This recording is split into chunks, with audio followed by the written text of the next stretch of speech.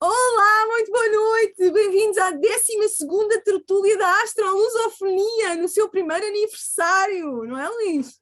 É verdade, conseguimos, hoje completamos um ciclo e é É um com muita honra. privilégio. É um privilégio, muito obrigado a todos que estão aqui, que têm contribuído para estarmos cá durante todo o ano e que muitos prestigia. Está um bocado difícil hoje, tem que ver qualquer coisa E hoje. quem nos prestigia hoje em particular é a presença do Luís Ribeiro aqui connosco para celebrar o aniversário. Nós temos uma polémica muito grande entre a data da Astrolosofonia, não sabemos se é dia 21 de março ou se é dia 1 de abril. Uhum. O 21 de março foi quando anunciámos ao mundo que existia a Astrolosofonia, mas o dia 1 de abril, segundo o Luís Gomes, de facto foi quando a nossa criança, a primeira criança, nasceu, Luís. Portanto, temos aqui umas dúvidas, depois vamos pedir a vossa ajuda para definir a data, mas para já o que interessa é, de facto, celebrar com uma escolha de reis, não é? E não estamos no dia dos reis, mas continuamos em grande estilo, não é, Luís Gomes? É verdade. E hoje... Não consigo abrir a câmara. Não consegue abrir a câmara, Rafael. Luís, bora. Queres falar das regras da tertúlia, a parte chata Claro. e a parte boa? Ora, a parte boa, esta acaba de mim hoje a parte boa, já sabem que temos algumas regras e uma delas é o microfone que esteja fechado durante a tertúlia. A mais óbvia, a primeira de todas é, obviamente, tratarmos todos cordialmente, não é? E com urbanidade. A segunda, como vou dizer, tenham o microfone sempre fechado, a câmaras abertas, porque isto é uma tertúlia para todos nós nos vermos uns aos outros. E é muito bom ver a vossa cara. E quando quiserem fazer perguntas, ou agora lembrem-se de começar a meter aí no bate-papo, escrever, nem que seja o vosso nome, ou pergunta ou o vosso nome, que é para depois fazer a pergunta em direto ao Luís, depois dos 30 minutos seguintes à apresentação. E já sabem que a primeira parte, não é? Exatamente, é isso que quer dizer agora. E então sintam-se privilegiados, porque hoje temos cá o Luís Ribeiro, que é tão honroso como todos nós tivemos até cá, mas há sempre aqui quem está presente pode fazer perguntas. Portanto, acho que essa ideia é espetacular. Isto depois vai passar para YouTube, mas é cortado a parte da tertúlia. Portanto, para a próxima vez estejam cá presentes. Exatamente, isto é uma estratégia que nós arranjámos para ninguém faltar, não é? Isto é uma tertúlia para estar presente uns com os outros. Portanto, agora, Alexandra, capta-te a honra de apresentar o nosso ilustre convidado. Mas olha, antes disso, devo dizer-te que já somos 235 membros, Luís Gomes. É loucura, imagina para o ano. Temos que duplicar seguramente, não é? Claro que o nosso sonho será expandir, não é? Para, sei lá, Índia, Macau, África, Índia, sei lá, Ásia. O que é que tu achas? Era pode ser que o Luís Ribeiro conheça algum astrólogo dessa área que venha nos dar uma palestra em português noutra parte do mundo. E ia adorar. Pode ser que sim. Então agora cabe-me a mim a difícil tarefa de apresentar o Luís Ribeiro. Difícil porque se eu levar a letra é difícil, porque é muita coisa. Fácil, porque toda a gente sabe quem é e eu nem preciso de apresentar. Mas vá, toda a gente é apresentada e o Luís Ribeiro merece, como toda a gente.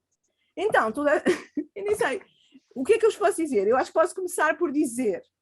é um dos poucos astrólogos que eu conheço que tem formação académica e que leva a astrologia para o mundo académico, o que é fantástico, porque é recuperar a história de volta, não é? Porque a astrologia fazia parte da academia e de repente, por infortúnios, que um dia vamos todos conseguir voltar ao antigamente, deixou de estar na academia.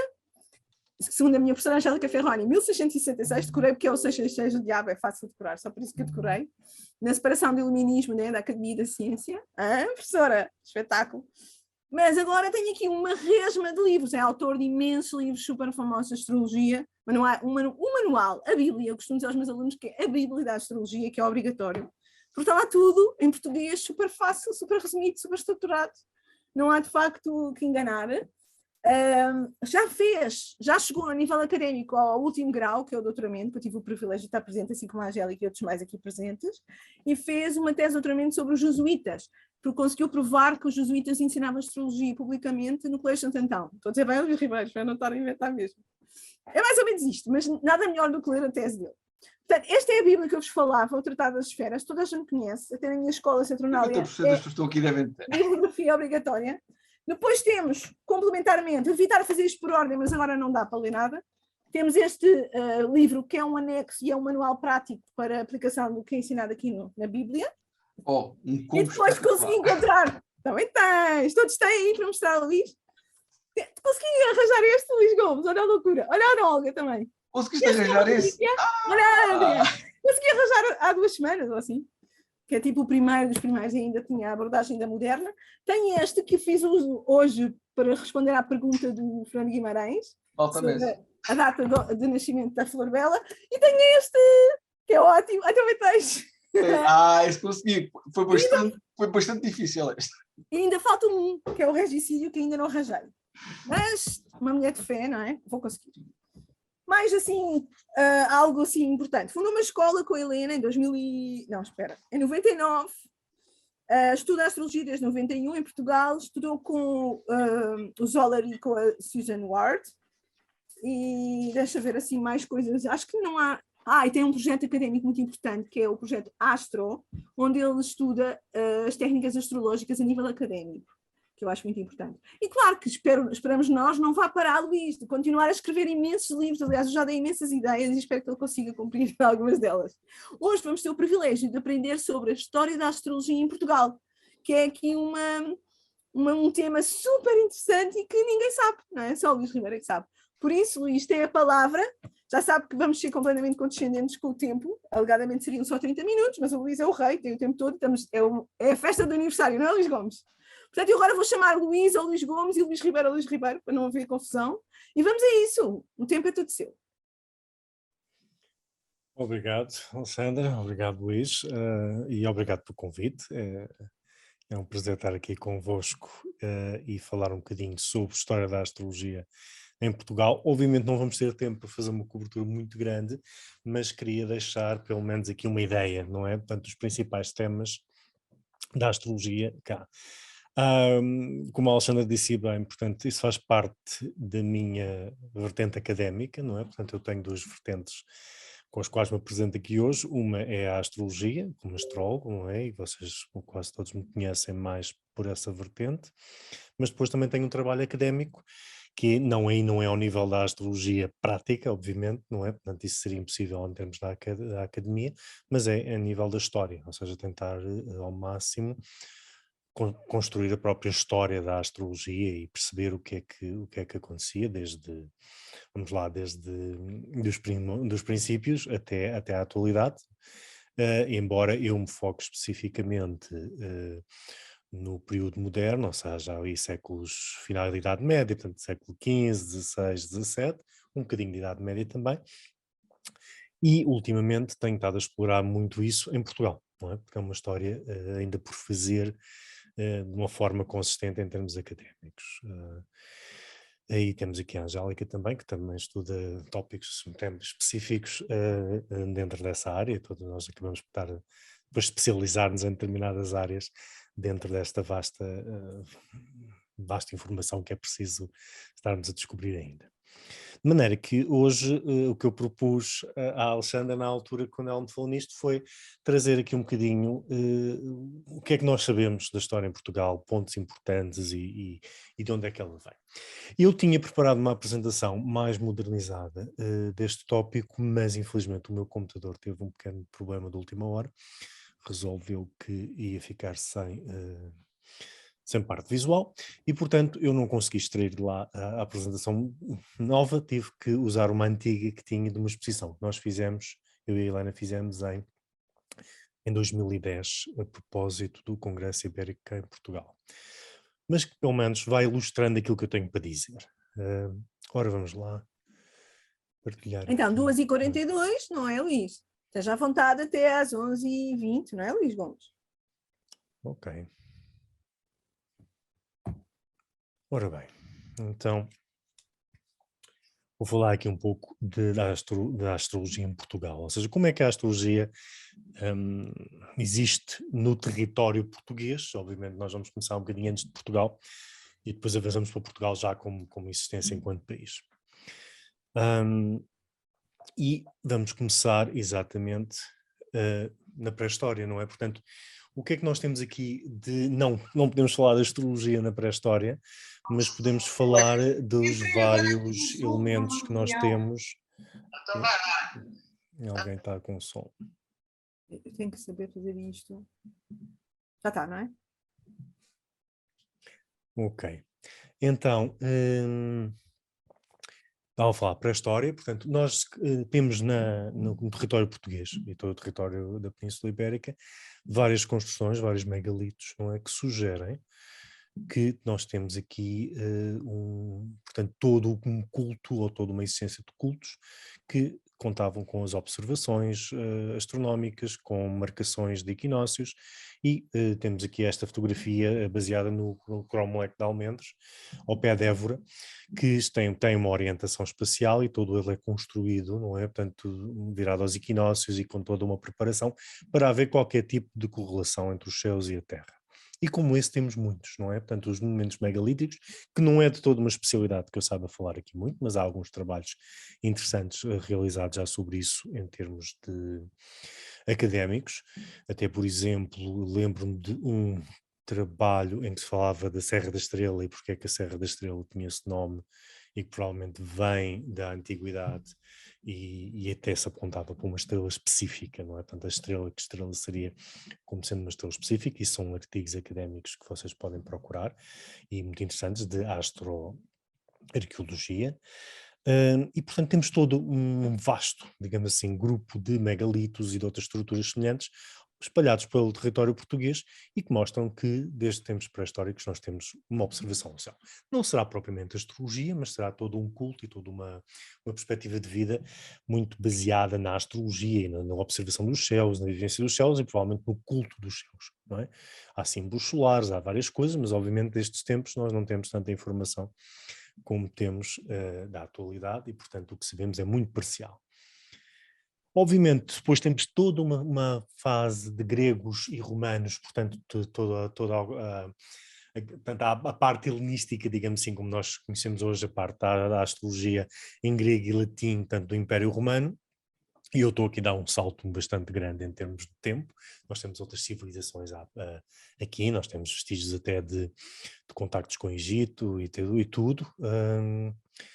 E línguas estranhas que ainda não foram descodificadas, não é? De povos aqui da Península. Mas dos gregos e dos romanos nós não temos muita informação, nós não temos dados sobre o que é que poderia ser praticado aqui nesta zona do território português. Nós sabemos que o Lícipo, portanto, Lisboa é uma cidade bastante antiga e há outras cidades extremamente antigas aqui na Península. Roma, e portanto todo com o Império Romano, é uma civilização, portanto é toda uma cultura em que se pratica muito a astrologia, muitos dos conceitos que nós temos hoje em dia vêm dessa área, são codificados nessa altura e um pouco antes dos gregos, mas depois, digamos assim, espalhados por todo o território europeu com os romanos.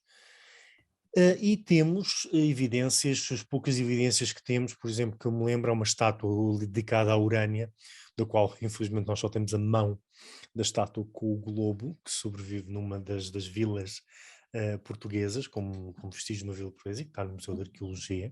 Eles há uns tempos tinham essa peça em exposição, o que mostra que, portanto, pelo menos, se há uma cultuação urânia, é possível que nós tenhamos cá também prática astrológica desse período, embora lá está, essa informação não existe, não nos sobreviveu informação dessa época. Pode ser que entretanto se encontre, quem sabe estas coisas estão sempre a descobrir coisas novas e seria muito interessante. Nós temos várias vilas romanas, como Conímbriga e Troia, que estão completamente por escavar, não é? Portanto, nada daquilo foi alguma vez determinado. O que nós sabemos é uma fração muito pequena do que nós temos aqui em território português. Dando outro salto bastante grande e passando aqui por vários séculos, temos depois a influência árabe, e é sobretudo com a influência árabe que nós temos mais informação sobre as práticas astrológicas na Península. Ora, os árabes entram na Península no século VII, volta do século VII, VI, VII, começa a haver uma presença maior de árabes na Península, formam-se os reinos árabes, há toda a chamada invasão, não é? Portanto, que depois vai formar os reinos das Astúrias que estamos cá em cima, e depois dá-se a chamada reconquista cristã, e que hoje em dia é um termo um bocadinho complexo e complicado. Quem é que conquista quem no meio destas confusões todas históricas, mas portanto temos novamente a descida, digamos assim, o avanço territorial dos reinos nórdicos e portanto cristãos, do qual surge Portugal. Portanto, e Portugal, o primeiro contacto que Portugal, como entidade, digamos assim, nacional, tem com a astrologia vai ser muito através dos árabes. E isso ocorre em todo o território europeu.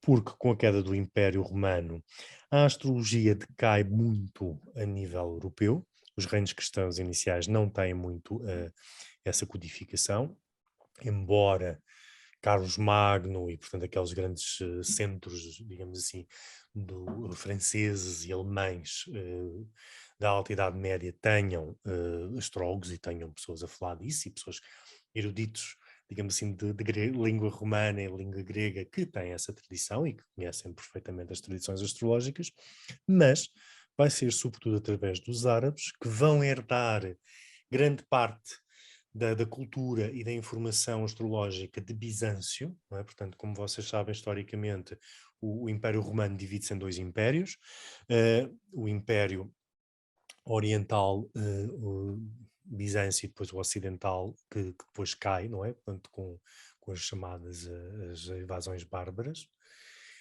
no século V. E depois, mas a cultura, digamos assim, a codificação central da cultura, a filosofia, portanto, todo o conhecimento romano, greco-romano, digamos assim, vai ser preservado pelos reinos árabes, vai ser herdado, portanto, e vai sofrer, digamos assim, toda uma arabização, toda uma nova, um revivalismo da cultura pelos grandes sábios árabes e judeus deste período, portanto, culturas nós chamamos arabizadas, eles não seriam necessariamente todos de árabes ou religião muçulmana, mas falavam árabe, tinham em comum a língua árabe e, portanto, há toda uma produção de material árabe que ainda hoje está largamente por explorar. Não é? Nós sabemos algumas coisas, mas há muita coisa que nós não temos, que existe em manuscrito, nunca foi publicada e, portanto, há todo um universo muito interessante aí por explorar. Ora, os árabes vão entrar em dois pontos principais, digamos assim, das duas penínsulas principais da Europa, a Península Itálica, através do comércio, não é? Portanto, vai ser um ponto de entrada desta cultura árabe, e a Península Ibérica, porque há uma ocupação territorial, até muito tarde, não é? O Reino de Granada, só no século XV, é que cai, finalmente, portanto, nós temos uma presença árabe muito tardia aqui e, portanto, há uma troca astrológica muito grande, de conhecimento astronómico e astrológico nessa altura. E temos séculos e séculos em que vão haver uma série de práticas árabes que vão ser depois traduzidas para a dita linguagem comum, muitas vezes espanhol, e depois mais tarde para latim, entre as quais tem um famoso livro, que é o livro completo do Juízo das Estrelas, o livro completo, como é geralmente conhecido, de Ali Ben Raja, um astrólogo do norte da África, do Maghreb, que se torna um best-seller em termos europeus, quando é traduzido para latim finalmente no século XV. E essa obra é traduzida primeiramente na corte de Afonso X de Castela, portanto no século XII, e existe inicialmente uma versão em castelhano antigo e existe, ou pelo menos existia, uma versão em português. Foi feita uma tradução portuguesa, uma versão portuguesa dessa edição, que infelizmente a única cópia que nos chegou até hoje, a não ser que por milagres dos milagres se encontre aí num arquivo qualquer desconhecido uma cópia atual, vai ser difícil, mas existe ainda em uma cópia em caracteres hebraicos, portanto em português, mas escrita em caracteres hebraicos, na Bodleian Library em Oxford. Acho que é Oxford, não quer dizer nada nenhum. Portanto, a Bodleian Library tem uma série de materiais astrológicos, uma coleção enorme que vai sendo acumulada por seus patronos, tem então uma cópia do livro de Ali Ben Rajel em português, escrito com caracteres hebraicos, o que é também bastante interessante. O que nos leva, digamos assim, aos nossos, digamos assim, ao início do reino de Portugal, propriamente dito, e os sábios judeus. E, portanto, do que nós sabemos, e nós sabemos muito pouco, essa história não está ainda feita. Eu e a Helena tentámos fazer o máximo possível nos últimos anos, mas ainda há muito por fazer. Portanto, perceber exatamente como é o papel da astrologia portanto, no território português, do Reino de Portugal. E, aparentemente, ela a destacar praticamente desde o início. E isto é mais um estudo da Helena do que meu, portanto a Helena era medievalista e, portanto, ela estudou mais a componente medieval da astrologia cá em Portugal. E o que se sabe é que desde muito cedo trabalham para Dom Afonso Henriques famílias judaicas que fazem a ponte, digamos assim, entre os cristãos e os árabes. Portanto, geralmente estão ao serviço. Há uma família muito importante, que vai ser depois futuramente a família Negro, que acompanha os reis portugueses praticamente desde o início, e que são intérpretes, digamos assim, diplomatas, que inicialmente trabalhavam para os árabes e que depois se mudam para serviço de Dom Afonso Henriques. E nessa família há toda uma linhagem de físicos, astrólogos, conselheiros de corte, um, a versão medieval dos economistas, que eram os tesoureiros do reino, portanto, e geralmente isto eram funções, digamos assim, que eram acumuladas, às vezes pela mesma pessoa, são funções de alto gabarito e, portanto, nós temos o que nós podemos chamar uma nobreza judaica em Portugal desde o início. Obviamente os judeus não podiam ser nobres, mas estes acabam por ter terras e por ter doações reais e, digamos assim, determinados privilégios desde muito, muito cedo. E destas famílias surgem, digamos assim, os grandes astrólogos que nós conhecemos da história. E nós só começamos a ter, digamos assim, nomes e algumas documentações neste sentido quando começamos a ter crónicas. Da primeira dinastia nós sabemos muito pouco, só se sabe de alguns regulamentos que são feitos por Dom Pedro, o da Inês de Castro, portanto, sobre, e depois o filho e outros contra-astrólogos, portanto, nós sabemos que há algumas regulamentações contra a prática da astrologia, o que quer dizer, se quando há regras e há leis, quer dizer que ela é praticada, é sempre um sinal, não é? Portanto, nós sabemos que se as pessoas não a praticam, não é preciso estar a fazer leis contra ela. Portanto, há algumas regulamentações da prática astrológica nessa altura, mas são coisas muito escassas e pouco conhecidas, mas sabemos que, sem dúvida, há uma série de judeus a praticá-la e provavelmente alguns cristãos, muito provavelmente também, mas nós não temos muita informação. É sobretudo com o início da Segunda Dinastia que nós conhecemos uma série de pormenores. Nomeadamente, muitos dos físicos judeus de Dom João I eram também astrólogos. Não é? Há toda uma série de figuras, e essas sim nós conhecemos, porque há documentação sobre isso, que praticavam astrologia e davam aconselhamento astrológico ao próprio rei. É deste período que data o texto mais antigo que nós temos, que chegou até nós, de origem portuguesa, texto astrológico, não é? Que é um texto em hebraico, parte em hebraico, parte em português com caracteres hebraicos e que neste momento está a ser transcrito e traduzido. E é um texto muito pequenino, fala sobre o cálculo da longevidade, a metodologia de cálculo da longevidade e que é feito por um dos físicos de Dom João I. Portanto, isto será finais do século XIV. Portanto, já é um bocadinho tardio, não é? Mas finais do século XIV.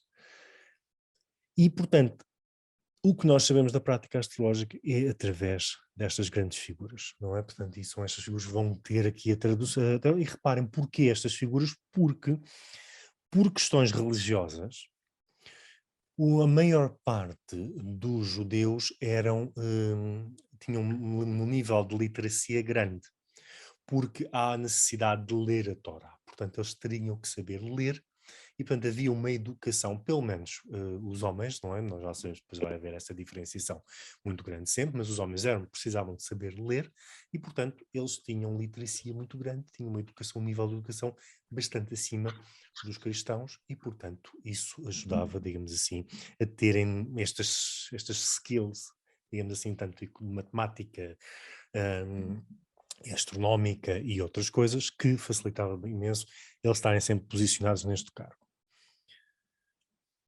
Ora, entre os vários exemplos que nós temos desta época, isto é meramente ilustrativo, temos um exemplo que é nas crónicas aparecer uma referência ao cerco de Lisboa, que teria ocorrido sob um eclipse esse que nós, se formos fazer as contas, verificou-se mesmo. Portanto, um eclipse total que se dá durante o cerco de Lisboa, portanto, quando o movimento de Dom João I está a tentar impor, digamos assim, a segunda geração, e Lisboa é cercada pelos castelhanos, e portanto nós já sabemos que nesta altura é as guerras sempre entre portugueses e castelhanos, castelhanos e portugueses. Portanto, há um cerco de Lisboa e o cronista diz que o rei de Castela é derrotado porque há um eclipse que determina o aparecimento de uma peste que se dá entre as tropas que estavam a fazer o cerco, eles têm que levantar o cerco e, portanto, a vitória é dos portugueses. Coisas que nós facilmente com o computador hoje em dia podemos verificar se estes eventos ocorreram ou não, ou são meramente uma narrativa colorida para a crónica. Mas, mesmo muitas vezes, havendo algumas narrativas de crónica que sejam mais para dar, digamos assim, gosto ou poder ou enfatizar alguma importância do rei ou de uma figura, não deixam de ser interessante o facto deles usarem narrativas astrológicas e justificações astrológicas para dar poder e forças e virtudes aos reis e aos nobres.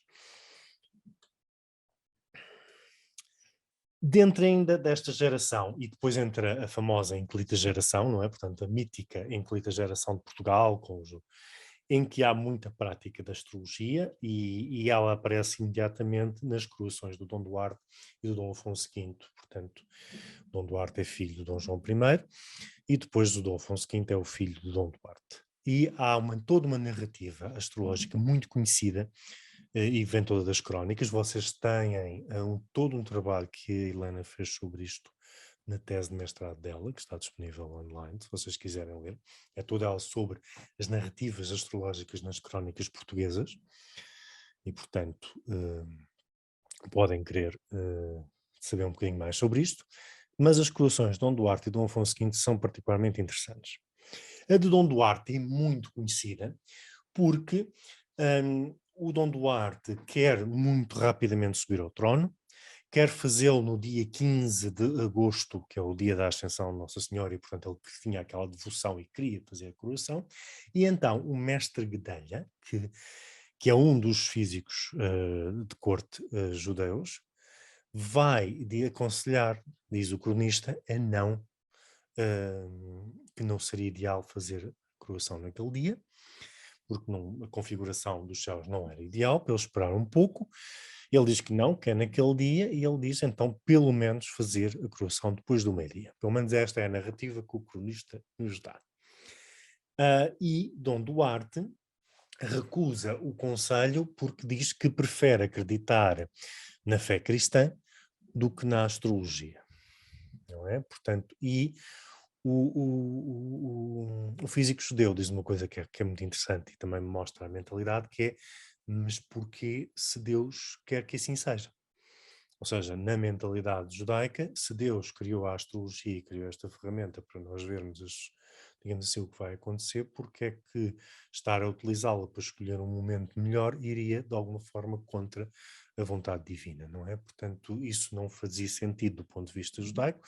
Do ponto de vista cristão, depende um bocadinho da atitude que se tem, e Dom Duarte era um pouco estranho nesta atitude. Umas vezes era a favor da astrologia, outras vezes contra, mas era uma pessoa que era muito, muito temerosa, digamos assim, de repercussões divinas, e portanto tem esta questão.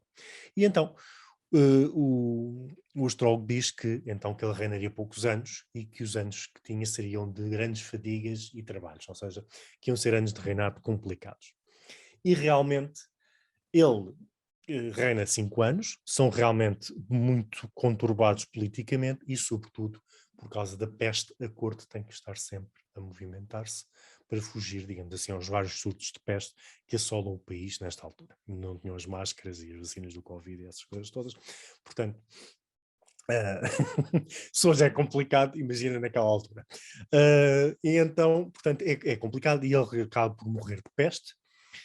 E, portanto, quem vai substituir vai ser o filho, que ainda é menor na altura. E, portanto, o filho fica sob a alçada do irmão, o Dom Pedro, e então o que vai acontecer é que o Dom Pedro vai, quando se faz, digamos assim, o juramento do príncipe, que tinha que ser feito logo a seguir à morte do rei, portanto, o que acontece aqui numa situação política complicada é, temos um rei menor, portanto o herdeiro é um menor, vai ficar sob a alçada de um regente, que neste caso é o irmão do rei, Dom Pedro, e é preciso fazer um juramento, e segundo dizem os especialistas, até pelo menos 3 dias, portanto, dentro dos 3 dias que seguem a morte do rei, para garantir, digamos assim, foi feito um juramento de lealdade àquela figura e, portanto, garante-se a estabilidade política, digamos assim, do país. E então, ao contrário do seu irmão, o Dom Pedro não tem problemas com a astrologia, e exatamente para garantir que não há problemas como houve com o irmão, vai pedir ao mestre Guedelho, ao mesmo astrólogo, para eleger um tempo. E isto é dito na crónica. Portanto, nós sabemos isto porque a crónica diz. E então, o que a crónica diz é que eles estão todos reunidos na Sé, se não me engano, para fazer o juramento. E o que a crónica diz é que, e dizendo o mestre Guedelha que era boa hora para fazer a sua obediência, o infante, com os joelhos em terra, toma as mãos do príncipe. Ou seja, ele só faz o juramento na altura em que o astrólogo diz. E o que é curioso, se nós tentarmos fazer a reconstrução recalculando para trás, porque nós temos as datas em que isto acontece, à hora a que isto seria mais ou menos a acontecer, nós teríamos um mapa em que Júpiter, nós não temos a hora certa, mas à hora a que isto teria acontecido, nós sabemos que é o fim do dia, que Júpiter estaria a culminar.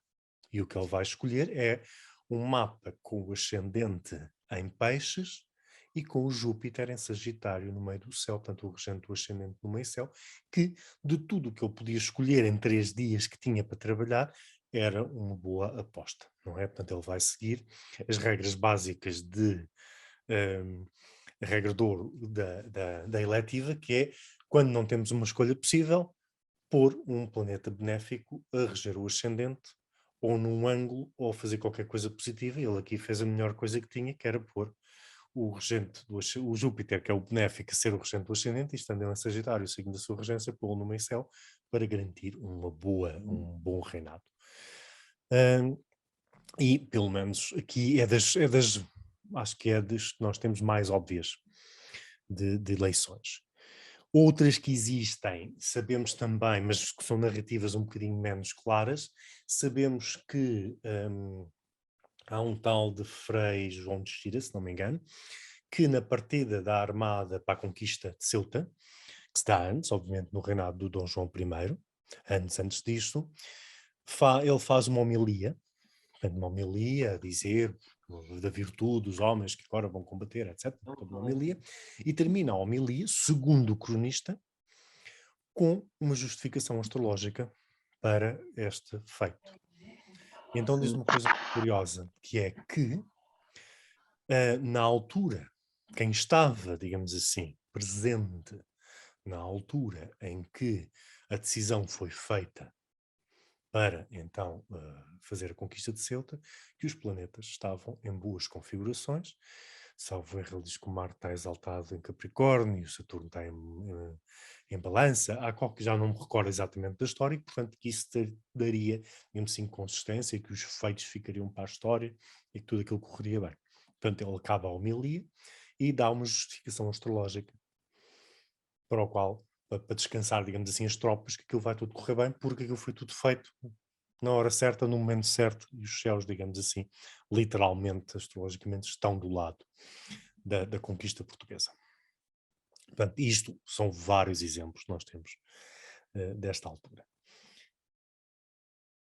E lá está o Júpiter lá em cima. Eu aqui tinha o mapa quadrado, eu tinha posto isto para um mapa mais moderno, mas infelizmente tive aquele contratempo na apresentação. Ok. Depois, outra figura muito interessante ligada à astrologia é o dito infante, não é? Portanto, que, segundo se pensa hoje em dia, esta imagem não é dele, portanto, não representa a ele. Há muita discussão relativa a isso, porque nenhuma das imagens de estatuária que existem dele, ele tem este tipo de figura. Há quem ache que esta figura não é o infante, mas sim o irmão, Dom Duarte, propriamente. Mas isso é uma grande discussão histórica. E há guerras tremendas em termos académicos e não académicos por causa disso, também não interessa. O pessoal já morreu todo, portanto, provavelmente nunca saberemos realmente quem é quem, mas na Crónica da Guiné, que é sobre ele e sobre as coisas que ele conseguiu, não é? Portanto, as navegações e todas aquelas conquistas que eles fazem no Norte da África, todas aquelas navegações, as feitorias, os comércios, e é dito, numa dada altura, o cronista, o Zurara, diz que apresenta, como é que ele diz? Acho que é 5 razões pela qual o infante teria feito todos estes grandes feitos, à qual ele acrescenta a sexta, à que ele chama a razão das esferas celestiais.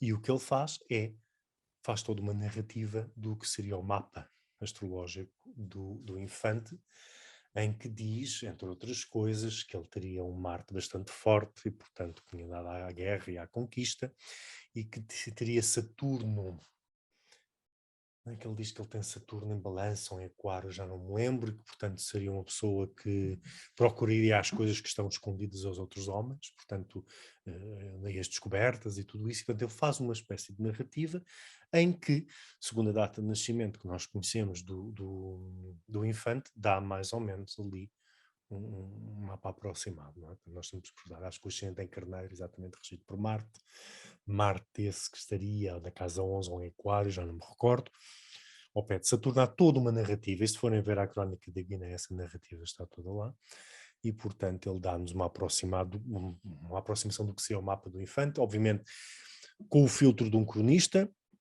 Os cronistas depois, e sobretudo o Zurara, é conhecido por dar grandes escalinadas no que diz respeito à astrologia, portanto não se pode confiar no que ele diz como sendo completamente certo, porque ele volta e meia troca as voltas e descreve coisas perfeitamente impossíveis do ponto de vista astrológico, mas pronto, está lá, esta é aproximada, não se consegue construir totalmente aquilo que ele está a narrar, mas nós também não podemos estar a construir com tabelas modernas uma coisa que seria sido calculada com tabelas da época. Portanto, eu lembro que ele diz que o Marte está em Aquário, mas depois, pelos nossos cálculos, o Marte está em Peixe, no início do signo, mas bastava eles usarem umas tabelas diferentes e para eles podiam ter calculado perfeitamente um Marte no final de Aquário. Portanto, isso depois tem que ser tudo reconstruído historicamente como deve ser, não é? Portanto, não se pode...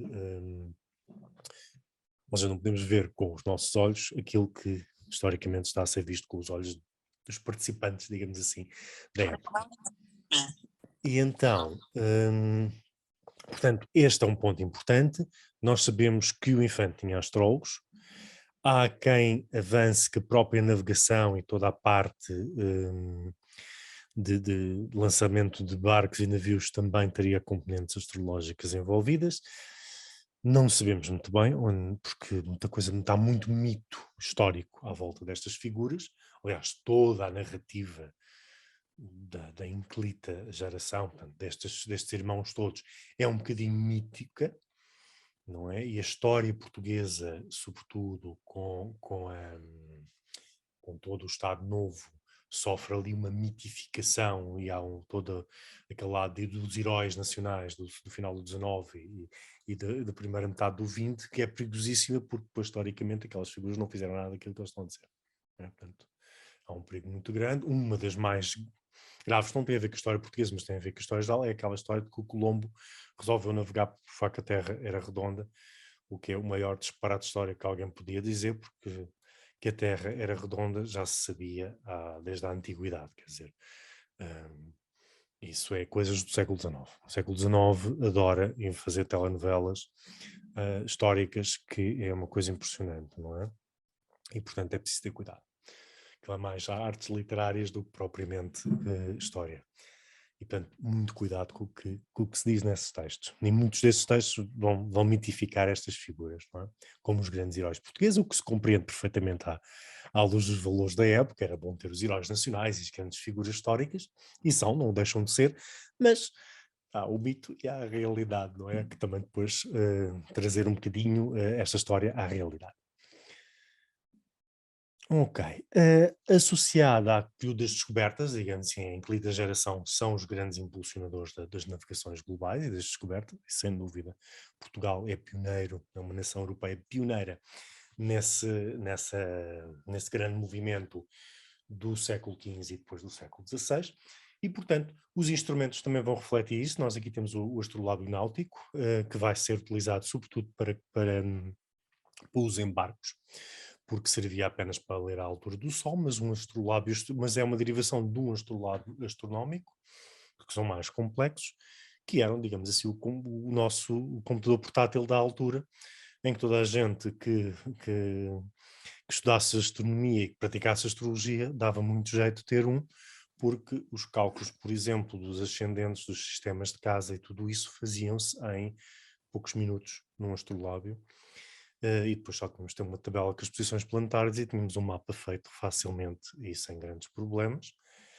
E, portanto, há todo um desenvolvimento de instrumentos que hoje em dia está a ser estudado aqui também por investigadores, com os quais alguns deles eu trabalho. E, portanto, estão a investigar também estas relações e já há toda uma série de estudos académicos que ligam exatamente a grande produção destes instrumentos na Idade Média e depois nesta época moderna, exatamente também impulsionados pela astrologia.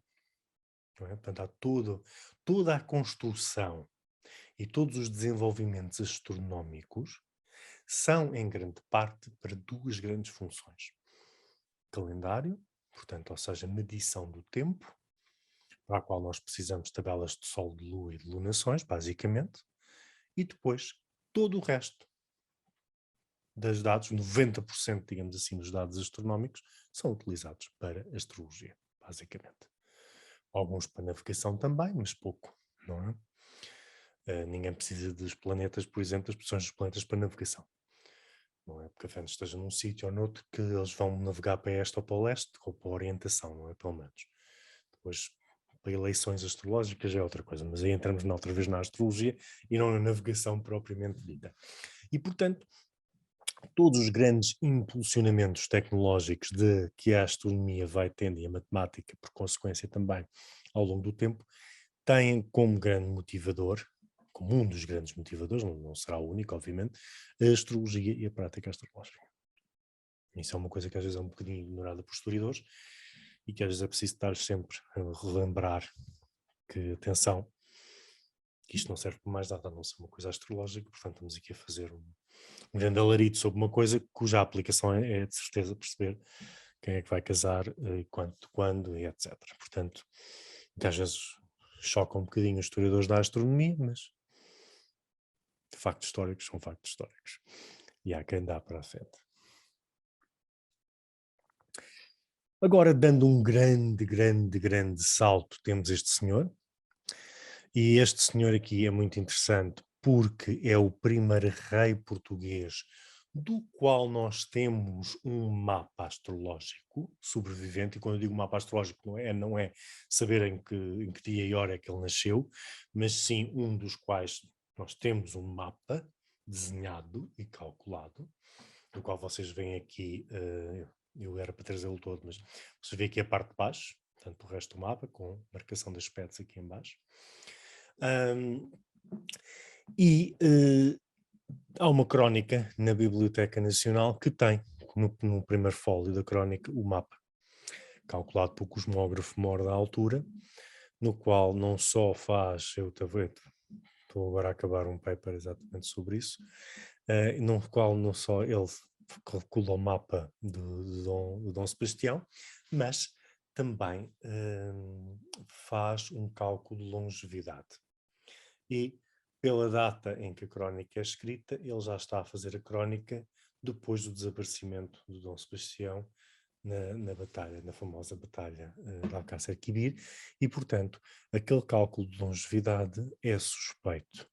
Portanto, no fundo, o que ele está a tentar perceber é se ele estaria vivo ainda ou não. O que é curioso e tem uma série de implicações políticas na altura, e é muito interessante. E reparem, isto é bastante tardio, estamos a falar já de 1500 e muitos, 1600, provavelmente, este mapa, ou perto disso. Mas é o primeiro mapa que nós temos sobrevivente. Enquanto, por exemplo, nós fomos à Inglaterra, nós temos mapas do século XIII e XIV de monarcas ingleses. Infelizmente, aqui em Portugal, os documentos tendem a desaparecer ou a serem utilizados para fazer solas de sapatos e coisas desse género, porque nós temos uma história muito triste de conservação de materiais e de coisas históricas. Mas este é o mais antigo que até agora surgiu em arquivos portugueses. Porquê é que é interessante aqui? Porque aqui há uma série de eventos interessantes nesta altura, com, digamos assim, toda uma narrativa astrológica por trás. Há várias. Uma delas é o próprio desaparecimento do Dom Sebastião na Batalha de Alcácer Quibir, que supostamente é associado a um cometa que teria aparecido na altura, e há toda uma narrativa depois, não pelos portugueses, mas pelos cronistas espanhóis e pelos astrólogos dos almanaques espanhóis, que fazem toda esta narrativa histórica do que é que teria acontecido. E o que eles dizem é que, sendo ele descendente de Aquário, tendo nascido sob o signo de Aquário, portanto, tendo como ascendente Aquário, e neste caso ele era Sol Aquário, ascendente Aquário, o cometa teria passado por esse signo e, portanto, teria significado, entre outras coisas, digamos assim, a morte do rei na batalha. E esse cometa depois vai dar uma série de problemas na altura, e, portanto, é associado a uma série de distúrbios políticos na Europa dessa altura, entre os quais para Portugal é muito importante porque perde-se, digamos assim, o monarca, e quem o substitui é o seu tio mais velho, o cardeal, não é? Dom Henrique, que, pela idade que tinha, não podia ter descendentes. Embora tenha sido feita uma série de tentativas médicas um bocadinho desesperadas para fazer com que ele tivesse descendentes, mas pronto, nem os milagres da medicina moderna provavelmente poderiam ter resolvido esse problema. Mas pronto, não resultam. E o reino fica, como nós sabemos, em iminência de se passar para a mão dos espanhóis por herança direta, não é? Portanto, seria o Filipe de Espanha, o herdeiro da coroa portuguesa. Aqui há muitas narrativas astrológicas interessantes. Por exemplo, é dito, na altura em que o cardeal do Henrique está às portas da morte, é-nos dito que há uma carta dirigida ao rei, portanto ao Dom Filipe, pelo embaixador espanhol em Portugal, a dizer que os físicos achavam que ele não iria passar do próximo eclipse, portanto iria haver um eclipse, e portanto que ele não deveria sobreviver ao eclipse. E realmente o eclipse ocorre no dia de portanto, no dia de aniversário dele, portanto, ele vai ter um retorno solar com o eclipse e ele realmente morre. Não sei se no dia ou poucos dias depois ele morre, não é? Portanto, e deixa o vazio no trono.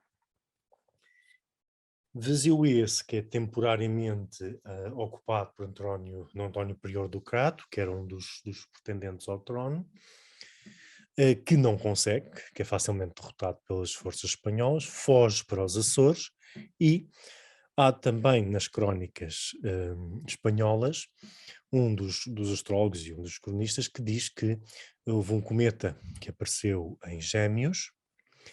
E agora vou complicar um bocadinho uma coisa, que é, ele diz que Gêmeos era onde o Dom António tinha nesse ano a corrente, o que ele chama a corrente do ano, que é o ascendente da profecção, segundo a língua da época, e portanto, ou seja, eles tinham um mapa de Dom António Prior do Crato e estavam a ver exatamente, tinham os mapas desta gente toda e sabiam perfeitamente o que é que estava a acontecer em termos de movimentos nos vários mapas das grandes figuras políticas da época.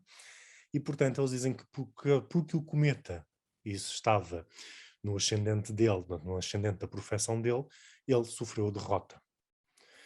E o cometa também apareceu em Gêmeos, que eles dizem que é o signo que rege as Ilhas dos Açores, e portanto foi lá que ele perdeu grande parte da sua armada.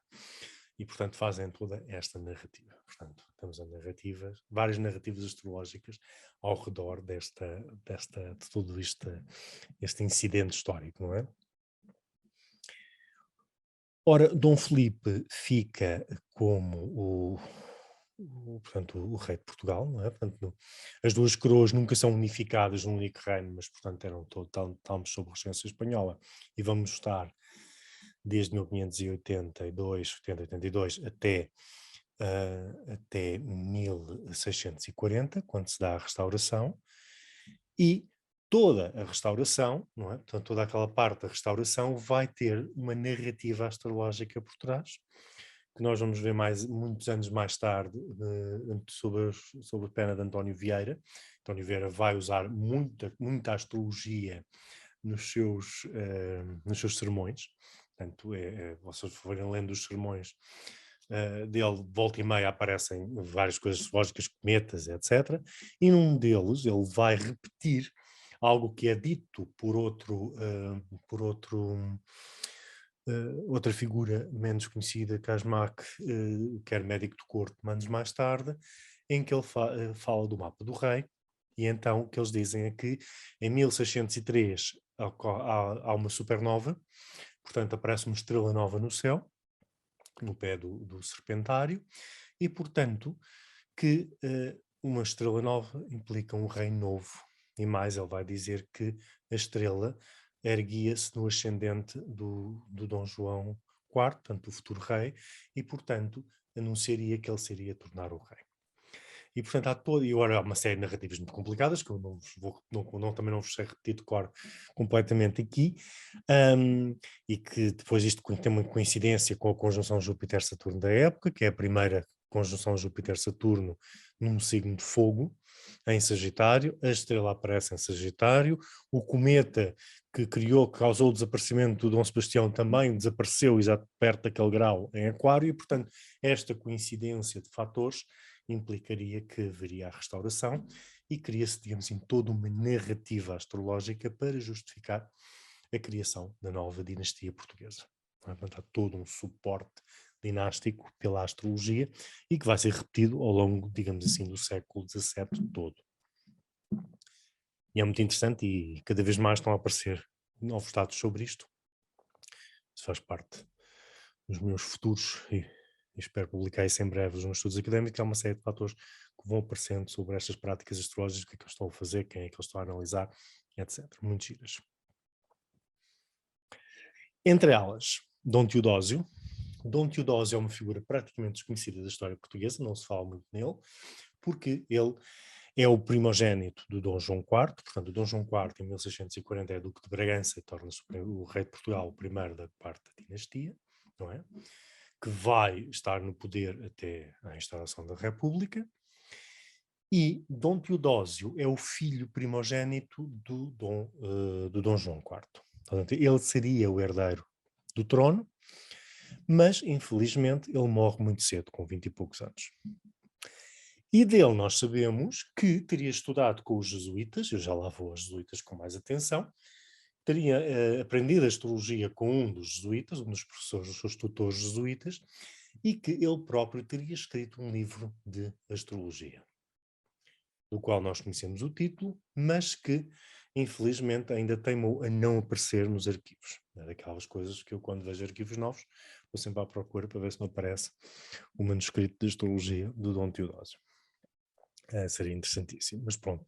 Mas isto é confirmado por uma série de figuras da época. Portanto, quando ele morre e eles fazem, digamos assim, a biografia dele, isto é mencionado por uma série de autores, muito próximo da morte, portanto, seria do conhecimento comum da altura.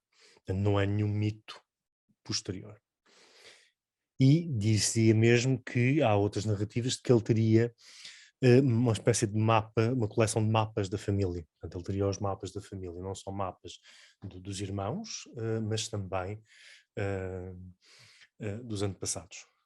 O que mostra que provavelmente as coleções de mapas, digamos assim, seriam extremamente importantes desta época, e é um género literário desta época, mas havia estas coleções, que é muito interessante. E mostra-nos que Portugal equipara-se em termos de prática àquilo que nós temos, por exemplo, de Inglaterra, não é? Com todos aqueles astrólogos, William Lilly e e os seus colegas, digamos assim, daquela época, em que têm práticas astrológicas muito interessantes, que estão muito bem documentadas. As portuguesas não estão tão bem documentadas, nem estudadas ainda, mas existiam. E nós temos provas cada vez mais de que sim, que elas existiam cá. Dona Luísa Gusmão, que é a mulher, também conhece dela que ela recebia relatórios astrológicos vindos de Itália, e portanto também é outra figura que nos aparece. Ela chega a ser regente do reino por alguns anos, depois da morte do marido, Dom João IV, e ela receberia, portanto, cartas astrológicas, algumas preservadas na Biblioteca da Ajuda, que ela recebe com informações astrológicas vindas de Itália, sobretudo, que é muito interessante.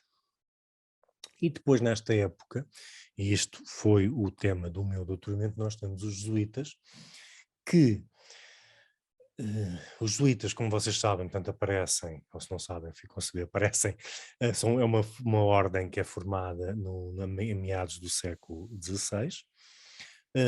No início é uma ordem que tem uma missão, digamos assim, de evangelização, mas que depois passa rapidamente, portanto, evolui antes do final do século XVI para uma de ensino. Portanto, e eles desenvolvem ao longo do final do XVI e do XVII uma rede de escolas e de colégios e de universidades onde se pratica o ensino mais avançado da época. Em vários níveis, não só a teologia, mas depois também na matemática, na astronomia, portanto, e geralmente em todas aquelas grandes descobertas da astronomia do século XVII, o telescópio, não é? Portanto, todas as consequências disso tudo, vocês têm sempre jesuítas por detrás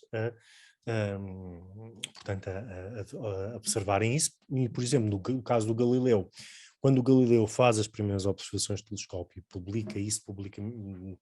leva isto a público numa publicação chamada o Núncios, não é? Portanto, que é o anunciante das estrelas, considera os Núncios. Os jesuítas, quando isto chega ao Papa, digamos assim, e à Igreja, aos cardeais, a primeira coisa que eles fazem é perguntar aos jesuítas se isto é verdade ou não. O que os jesuítas confirmam que sim. O que quer dizer que os jesuítas muito rapidamente já tinham telescópios, foram repetir as observações e confirmam as observações do Galileu. Portanto, eles vão ser, digamos assim, e vão acompanhar e vão os próprios avançar muito mais essas observações ao longo dos anos que se seguem, e isso é muito interessante. Aqui em Portugal, e Portugal era um ponto muito importante para os jesuítas, aliás, um dos fundadores, portanto, dos grupos fundadores portugueses é um português também. E portanto eles cá entram em 45, se não me engano, em 1545, e pelo menos oficialmente, começam a formar aqui colégios e estão cá com presença maior, e eles fundam aqui em Lisboa o Colégio de Santo Antão. E desde muito cedo, de 1553, que começam a ter aulas de matemática. E matemática implica-se matemática, astronomia e eventualmente astrologia. E o que eu estudei foi exatamente isso. E, portanto, toda a minha tese volta a todas estas práticas deles, que eram conhecidas da aula da esfera, porque depois a aula da esfera é uma aula de matemática, que vai, digamos assim, ser a principal fonte de ensino matemático no país inteiro durante todo o final do século XVI e do século XVII, substituindo até a própria Universidade de Coimbra, que não tinha uma cadeira coerente de matemática. E, portanto, o que é que eles vão ensinar? Vão ensinar todas as aritméticas, matemáticas, navegação, arquitetura militar, uma série de coisas que estão associadas à geografia, tudo coisas associadas à matemática e à medição, mas também no programa de cosmografia deles vão ter uma disciplina de astrologia, à qual eles chamam muitas vezes astronomia prática. Aliás, nesta altura a palavra astronomia e astrologia são intermutáveis, portanto, eles chamam isto ou astronomia prática ou astrologia prática, sendo aquilo que nós hoje em dia conhecemos por astronomia propriamente dita, astronomia ou astrologia teórica, ou como eles diziam na época, especulativa, que é o equivalente ao teórico, não é? A palavra é a mesma coisa. E, portanto, o que eles falavam é que davam todo um ensinamento de cálculos, as esferas, os movimentos dos planetas, toda a parte de cálculo e medição, e depois iam pôr isso na prática com um estudo básico, um ensino básico de astrologia. E eu penso que eles serão os grandes responsáveis pelo ensino da astrologia em Portugal durante o final do 16 e quase todo o 17. Mas nós não encontramos outros polos, pelo menos que se saiba, isso também faz parte das minhas investigações atuais, outros polos onde se ensinasse a astrologia. Os jesuítas, sem dúvida. E vão ensinar até muito tarde, portanto, porque nós temos até 45, eles estão a ensinar astrologia. Depois há ali um hiato em que nós não temos evidências documentais, e volta a aparecer em 1700 e de cerca de 1710, já na entrada do século XVIII, novamente uma aula de astrologia em Santo Antão. E, portanto, os jesuítas vão ter este papel fundamental, como eles eram tutores. Eu, na tese, apresento, por exemplo, exemplos em que eles estão a fazer os mapas dos príncipes, que estão a ensinar, por exemplo. Há uma série de outras coisas. Eles estão intimamente ligados à prática astrológica. O que pode parecer um bocadinho estranho, porque eles faziam parte da Igreja, mas nesta altura, embora a Igreja proíba a prática de determinadas práticas da astrologia, nem tudo é proibido. Então o que é que acontece? Assim, de uma forma muito simples, porque isso era só uma palestra de 1 hora só para a gente cobrir todas essas complicações, mas a Igreja Católica nunca gostou muito da astrologia, devido à questão do livre-arbítrio, não é? Sempre que nós estamos a dizer qualquer coisa vai acontecer na vida da pessoa, a pessoa tem tendência a fazer isto, ou a pessoa vai fazer aquilo, isso interfere com o livre-arbítrio e há uma série de discussões muito complexas ao longo de toda a Idade Média, desde a Antiguidade até a Idade Média, desde o aparecimento do cristianismo que há essa discussão. Temos cristãos a favor da astrologia, outros contra, não é? Há pessoas absolutamente contra, outros perfeitamente a favor. Mas só a meio do século XVI, com o índice, portanto, o aparecimento do índex dos livros proibidos da Inquisição, é que se dão as primeiras proibições. Ao início, nos livros, portanto, não podiam haver livros que tivessem aquilo que eles chamavam uma astrologia supersticiosa, ou seja, que iria contra o livre-arbítrio, mas mais tarde, anos mais tarde, em 86, é emitida a primeira bula papal que proíbe não só os livros, mas também a prática, em que os astrólogos não podiam praticar nada que fosse contra o livre-arbítrio. E isto, obviamente, vai afetar sobretudo os países que estão sobre a alçada de Roma, não é? Do Papa. Portugal, Espanha, Itália, basicamente estes são os principais. Os outros tinham muitas componentes protestantes e, portanto, não vão de todo obedecer isso, aliás, vão fazer exatamente o contrário.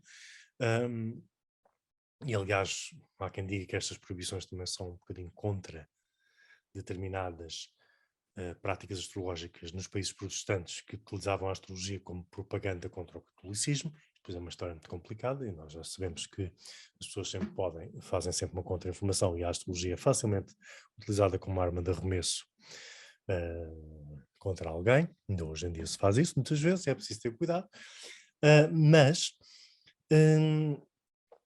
Então, dá-se essa proibição e a astrologia nos países católicos, ou seja, nos países alinhados com o Papa, vai sofrer muito uma redução significativa.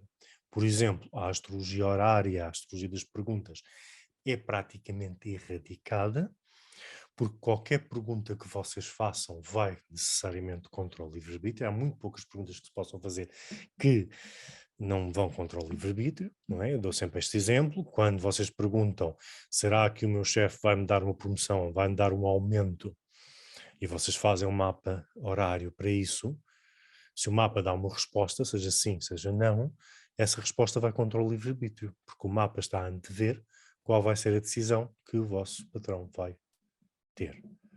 Ora, isso se já está definido, então quer dizer que não foi ele que escolheu pelo seu livre-arbítrio e, portanto, isso é uma infração. Ou quando vocês tentam procurar coisas como o género, onde é que está o carro que me roubaram, e vocês conseguem descobrir não só onde é que está o carro, mas quem é que o roubou, e isso era considerado que só poderia ser conhecido, portanto são segredos, e portanto isso só poderia ser conhecido através de ação demoníaca. Porque a astrologia não tinha capacidade para responder a essas perguntas e, portanto, se a pessoa astróloga respondia e acertava, era porque tinha havido uma ação demoníaca sobre ele. Seja o astrólogo com conhecimento do astrólogo ou sem conhecimento do astrólogo, não é? Portanto, o astrólogo podia ter sido uma vítima, digamos assim, do demónio, mas ninguém lhe mandou estar a praticar esse tipo de coisas. Portanto, havia toda uma narrativa. De maneira que a astrologia fica restrita aos campos que eles chamam da navegação, que era, quando muito, fazia umas eletivas para saber quando é que seria a melhor hora para lançar um barco ou não, o que é uma peça muito pequenina, uma coisa muito grande. Agricultura, cultivo, tempo, previsão do tempo, etc. E medicina. E é no campo da medicina que a astrologia natal, digamos, a astrologia das natividades, as pessoas vai ter, digamos assim, um porto seguro, mas muito limitada, porque vocês poderiam dar algumas informações sobre doenças, não havia problema, porque isso era uma coisa física, corporal, portanto não havia problema, mas não se poderia fazer interpretações sobre casamentos, carreira, amigos, filhos, família, tudo isso estava altamente proibido, só se podia fazer assim umas considerações gerais sobre comportamento e tendências da pessoa em termos comportamentais. E mesmo assim com algumas limitações, porque é preciso ter cuidado. De maneira que, durante o século XVII todo, os astrólogos em países católicos como Portugal vão andar ali um bocadinho, digamos assim, na corda bamba para não entrarem em infração com a Igreja. Não é que lhes acontecesse uma coisa muito graves, que houvesse uma infração, normalmente levavam uma multa, confiscavam livros, coisas desse género, uns dias de prisão, portanto, se fosse uma coisa muito grave, mas nunca ninguém, que eu saiba, foi queimado por questões de astrologia, as pessoas eram queimadas por questões de heresia. E para passar de prática astrológica para a heresia é um salto muito grande. Portanto, não é uma infração assim tão grande. De maneira que, mas era preciso ter cuidado, não é? Porque multas e prisão era muito chato e ter a Inquisição aos pés era complicado, o que não quer dizer que não se praticasse muita coisa. Como os próprios autos da Inquisição provam que eles praticavam imensa coisa, porque senão a Inquisição não estava a chatear. Portanto, há sempre estas coisas muito interessantes que se vai sabendo à medida que nós vemos a documentação histórica. Mas, portanto, esta vai ser a grande coisa. Os jesuítas o que faziam, tanto na astrologia que eles ensinam, como na astrologia que eles praticam, é, sobretudo, uma astrologia extremamente sancionada. Não é? Por exemplo, um dos jesuítas que eu estudei, o João Delgado, tem uma coisa que é absolutamente fantástica e rara, não só em Portugal, mas há muitas vezes noutros países, que é, ele dá conselhos ao estudante de astrologia. Faz uma lista de conselhos do que tipo de atitudes é que a pessoa vai tomar para não cair em erro, não é? Não ser chamada à tarimba, digamos assim. Ter cuidado nas coisas que diz, não afirmar coisas que não tenha a certeza. Muito senso comum, mas ele faz fazer bem os cálculos sempre, portanto, estar com atenção àquilo que se faz. Não andar a dizer que sabe coisas que depois não sabe, não pode comprovar, etc. Não é? Para não ser acusado de coisa nenhuma. Portanto, ele faz um conselho de boas práticas e bom senso para o futuro astrólogo, que é bastante interessante. É um texto muito interessante. Portanto, eles fazem uma astrologia muito sancionada e muito regulamentada para a Igreja. Portanto, não se metem a fazer coisas muito fora do livre-arbítrio. Mais tarde, nos textos mais tardios, já são um bocadinho, já falam um bocadinho mais fora, digamos assim, do que era normal, mas também já é numa época, já estamos a falar no século XVIII, numa época em que a Igreja também já não tem tão grande influência sobre esse tipo de coisas e, portanto, não é uma preocupação maior deles da altura e, portanto, as coisas também já têm mais de 100 anos em cima, em termos das bulas e, portanto, não há essa preocupação. Ok, e acho que não me esqueci assim de nada importante. Isto foi para ir para Portugal, para o seu site de Portugal, nunca mais vocês me calam. Nesta altura também temos os almanaques. Há vários estudos sobre almanaques em Portugal. Aliás, tenho aqui 2, que é este, publicado no Brasil, que é faz uma pequena resenha dos almanaques portugueses, e depois temos este também, que hoje em dia também é uma raridade, que é a tese do Luís Carolino sobre exatamente a teoria celeste em Portugal. Ele faz um excelente trabalho, é dos primeiros trabalhos sobre a história da astrologia em Portugal, assim mais sérios, embora ele não vá muito aos pormenores astrológicos, mas pelo menos faz uma ideia muito boa de contexto e dá-nos muito contexto depois para futuros estudos. Ainda hoje serve, digamos assim, de guia para futuros estudos. Mas nós temos estes prognósticos e estes lunários e almanaques, que são nomes para a mesma coisa, que vão fazendo uma série de previsões e, portanto, há imensos. Nunca foram estudados em detalhe em termos dos componentes astrológicos que têm. Isso é trabalho que ainda está para ser feito, mas são muito interessantes. Não estão, infelizmente, ao par dos almanaques que nós vemos para os em Inglaterra, por exemplo, com o William Lilly e outros escritores de alto gabarito, não têm a mesma qualidade nem astrológica, nem visual, por causa das limitações da Inquisição cá e também das limitações de impressão cá em Portugal, mas não deixam de ser extremamente interessantes e fazer às vezes algumas observações interessantes do ponto de vista político, sobretudo das guerras que vão acontecer com Espanha na década de 40, 50 e 60, digamos assim, do século XVII. Há várias figuras desta altura. Temos também os juízes de cometas, não é? Que é uma literatura muito conhecida, portanto, uma grande fatia da produção literária astrológica desta época é os juízes de cometas, que é uma coisa que, por exemplo, hoje em dia desapareceu completamente da prática astrológica. Ninguém faz avaliações de cometas. E a grande razão, aqui entre nós que ninguém nos ouve, salvo seja, é que a maior parte dos astrólogos não percebe nada de astronomia e, portanto, não consegue transformar as órbitas de cometas em dados astrológicos, de posições astrológicas. Ora, se a gente não souber transferir dados astronómicos para coordenadas zodiacais, não há interpretação que se consiga fazer decente. Não é? Enquanto nesta altura esse conhecimento é comum, não é? Uma pessoa que pratica astrologia sabe fazer isso. Mal ou bem, mas sabe fazer. Uns fazem melhor, outros fazem pior, eles às vezes discutem uns com os outros. Porque a visão de A está errada porque ele fez mal os cálculos, etc. Há assim umas guerras de comadres muito interessantes. Aliás, o Luís Carolino fala um bocadinho disso nos trabalhos dele. Mas sabiam fazer isso. Hoje em dia não é uma coisa que se faça. Também nós não os vemos, a maior parte dos tempos, que a poluição luminosa que temos, antigamente qualquer coisa que aparecesse anómala no céu era altamente visível, hoje em dia nós não vemos 80% do céu durante toda a nossa vida, não é? Quem vive uma vida inteira de cidade não vê aquele espetáculo que é o céu neste momento. E sinceramente, agora fazendo aqui uma nota de rodapé, nós hoje em dia praticamos uma astrologia que tem uma clivagem muito grande entre a experiência disso como uma realidade e depois uma experiência disso meramente no papel ou no ecrã do computador. O que gera às vezes problemas. Porque às vezes há coisas que se dizem como sendo práticas, que não são práticas, são altamente teóricas, porque ninguém está a olhar para a coisa em si, não é? Para a realidade. Não, são completamente despegadas da realidade. Mas isso é uma questão para outro dia.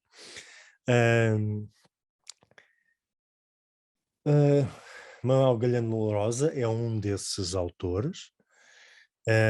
Ele é considerado pelo menos um dos mais profícuos autores de almanaques, portanto é o que publica mais almanaques português. Nós não sabemos muito sobre ele. Ele diz que estuda em Coimbra, não é? Porque ele era médico e, portanto, vai estudar em Coimbra a medicina e lá é que estuda a astrologia, isto segundo o próprio. E diz coisas muito giras. Ele diz que a astrologia é rainha, portanto ele tem esta citação que é como poesia, retórica, filosofia, não é? Portanto, a astrologia é a rainha de todas elas, porque como o seu objeto é as estrelas, ela voa altiva como uma águia enquanto as outras rastejam pela terra, não é? Portanto, o próprio objeto da astrologia eram os céus e as estrelas, e portanto daí ela ser considerada durante muito tempo como a mais nobre de todas as artes, não é? Ok, e quando falamos de astrologia, nesta época estamos a falar da astrologia e da astronomia também, portanto é as duas coisas, como uma unidade, não é? Eles não fazem muito essa separação ainda. Ok, depois temos esta parte que é o decaimento da astrologia no século XVIII, aqui é o meu slide dramático, em que há um decaimento completo da astrologia à medida que nós aproximamos do século XVIII. A astrologia é relegada para o campo das superstições, mais tarde aquilo que vai ser chamado de pseudociência, e também para uma coisa dos ocultismos, dos esoterismos, no qual ela nunca fez, ela não tem essa função, ela não era uma coisa esotérica, era uma coisa científica. Essa é uma coisa do século XIX, sobretudo essa classificação, que ainda perdura hoje. E a astrologia aqui é um bocadinho a morte da astrologia como uma disciplina académica, não é? Portanto, ela desaparece da academia devido a uma série de situações muito complicadas, porque tinha aquela igreja sempre ao pé a chatear, porque todos os paradigmas científicos modificam-se nesta altura e a astrologia e digamos assim, a filosofia que está por trás da astrologia não acompanha essa mudança de paradigmas. Estas são duas razões. Outra delas é que estava pelas ruas da amargura porque os praticantes de astrologia eram mais que muitos e a maior parte só dizia asneiras e, portanto, a astrologia não tinha a nível popular e a nível público uma imagem muito boa. E, portanto, não tendo uma imagem boa a nível público, não havia ninguém, digamos assim, mais erudito que pegasse nesse assunto e que o defendesse. Aliás, é uma situação que nós hoje ainda estamos a viver as consequências dessa queda, digamos assim, mais populista da astrologia.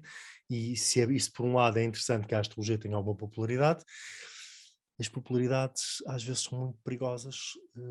Portanto, quando os meus colegas dizem todos, isto é tão bom, esta é a época que a astrologia é muito popular nesta época, eu arrepio-me completamente, porque se nós olharmos historicamente para todas as alturas em que a astrologia foi muito popular, é quando aparecem as proibições e as restrições à prática, porque não tanto porque a astrologia tenha problemas, as pessoas, os astrólogos, sim, e os astrólogos nesse aspecto também são muito culpados na imagem que a astrologia tem a nível público, não é? Mas isso também é uma conversa muito complicada para nós termos aqui hoje. Ela ressurge, e aqui temos a famosa Madame Blavatsky, portanto, ela ressurge com os movimentos espiritualistas, do qual a teosofia é mas é um bastante poderoso, muito do esoterismo que nós temos hoje em dia, no qual a astrologia é revivida, digamos assim, vem da sociedade teosófica, ou é um derivado da sociedade teosófica, poucos são originais. Portanto, dá-se este ressurgimento, mas com a mentalidade do século XIX. E a mentalidade do século XIX é, eles sabem tudo, eles são mais espertos, eles já sabem tudo o que há para saber sobre o conhecimento humano, há pouco mais que será só pormenores, portanto já se atingiu o pináculo da evolução humana, e portanto eles é que sabem como é que a astrologia se vai praticar e fazer, e portanto os antigos estavam todos errados, e é tudo fantástico. E então fazem uma série de asneiras, que também nós estamos a sofrer as consequências em termos filosóficos da prática da astrologia, que eu também não vou entrar aqui com especificações, senão mais saímos daqui, mas portanto há este ressurgimento. Em Portugal há várias figuras que nós não conhecemos muito bem, porque isto nunca foi estudado. Aquela que é, sem dúvida, a mais conhecida é o Fernando Pessoa, não é? Que digamos assim, a pessoa sobre a qual nós temos mais informação em termos da prática astrológica da altura, mas também se sabe que ele fazia parte de um grupo de várias pessoas que praticariam astrologia, mas das quais nós não temos muita informação. Lá está, não necessariamente porque não haja, mas porque nunca ninguém a estudou como deve ser. A astrologia continua a ser praticada, sobretudo nos níveis artísticos, portanto, entre a população, os artísticos, os atores, portanto, são sempre, digamos, mais abertos à prática da astrologia e ao interesse pela astrologia, embora também em alguns intelectuais. O Salazar tinha, pelo menos, é conhecida a relação que tinha com uma astróloga, umas cartas, digamos assim, escritas com previsões que eram enviadas por essa astróloga a Salazar, não é? Portanto, temos toda essa estrutura. E depois, obviamente, há outros autores dos anos 60 e dos anos 20, e há livros de astrologia dessa época. São raros hoje em dia encontrar, mas eles existem. E, obviamente, depois o boom, digamos assim, da astrologia dá-se depois de 25 de Abril, não é? Portanto, com a parte do contemporânea toda a aparecer depois do 25 de Abril, em que aparecem as primeiras escolas assim mais conhecidas, etc. O Paulo Cardoso, o Bonifacio Monserrat com o Quiron, etc. Portanto, aparece toda uma nova geração vinda daí, do 25 de Abril de astrólogos, que vai continuar e, portanto, depois o resto vocês sabem, ou pelo menos estamos a vivê-lo ainda neste momento, não é? E pronto, é um bocadinho o meu discurso para hoje. Eu não quero demorar mais. Outra coisa que eu tinha incluído aqui, porque isto fazia parte da exposição, era o signo de Portugal, não é? Portanto, também que é sempre uma grande discussão, aquelas coisas todas. Vou já dizer aquelas coisas que é, não há mapa para Portugal. Os nossos astrólogos antepassados não queriam mapa para Portugal, não se sabe. O que eles vão atribuir é signos a esta região. Sagitário era atribuído desde a antiguidade à Península Ibérica como um todo, portanto Portugal e Espanha. O signo de Peixe e Capricórnio é atribuído especificamente a Portugal pelos astrólogos, digamos assim, da época moderna, do século XV, XVI e XVII, atribuem Peixes e Capricórnio. Não se sabe exatamente qual é a origem destas atribuições.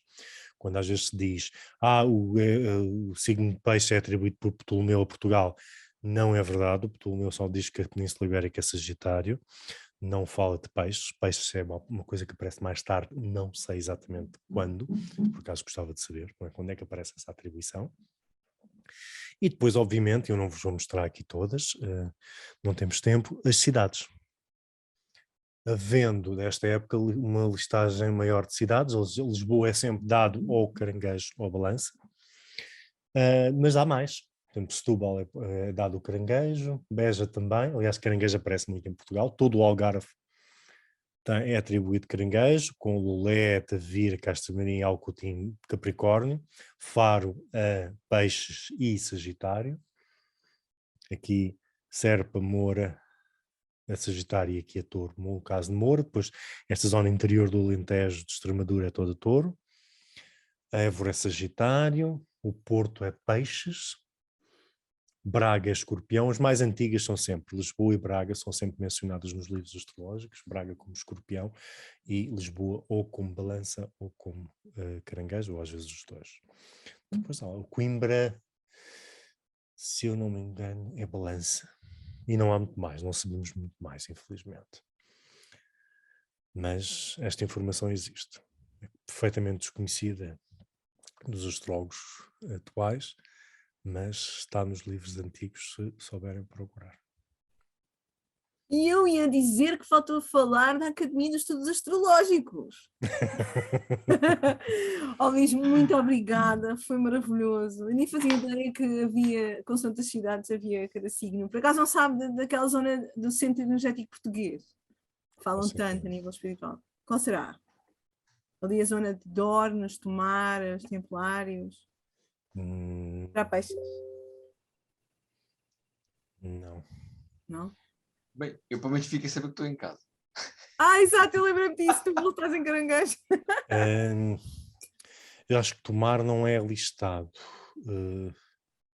Até porque, assim, Tomar não tem essa conotação até ao século XX e aos movimentos esotéricos do século XX. Atenção, não é? Luís Gomes, eu acho que agora a gente vai-se embora para a parte privada, só para nós. É certo que é festa, não é? Uhum. Mas já foi muita festa, nós alargámos generosamente, não sei se Hoje repararam. tem um bónus. Hoje é loucura. Um super aulão, uma coisa fantástica. Porque é de facto o nosso aniversário e é de facto um convidado muito especial e um tema maravilhoso que todos os portugueses, o mundo deve saber, não é? Portanto, é óbvio que vamos convidar mais vezes o Luís Ribeiro para falar do resto do mundo, não é? Pelo menos para os nossos queridos brasileiros saberem a parte deles. O Luís, que certamente também sabe do Brasil, acho eu, imagino eu. Mas depois a Angélica também um dia faz ajuda e fazem um mix, porque isto é maravilhoso, foi fantástico. Por isso, agora esta parte é só para os membros presentes, não é, Luís? É verdade. Olha, acabámos de receber um agora. Ao mesmo tempo, eu aceito. Aceitamos, não é, Luís? Olha, aceitei. E vamos a isto. Feliz aniversário, feliz Revolução Solar, Astrolusofonia, e para mostrar a nossa... Eu não sei se isto vai ficar gravado, porque não tem corrido bem as gravações, mas para mostrar, espero que apareça toda a gente, vamos pôr aqui umas palmas ao Luís Ribeiro em sinal de agradecimento. Obrigado. No vosso ecrã podem pôr e vamos fechar agora, não é, Luís Gomes? Fechamos agora e até para o próximo mês. Feliz aniversário, Astrolusofonia. E corta e vamos. E agora temos perguntas, verdade? Pelo menos uma, eu vi o Zeno a falar no início. E por acaso era sobre pessoa, que depois é engraçado porque o Luís Ribeiro depois perguntou. Zeno, acho mais giro tu perguntares diretamente aqui ao mestre, não achas?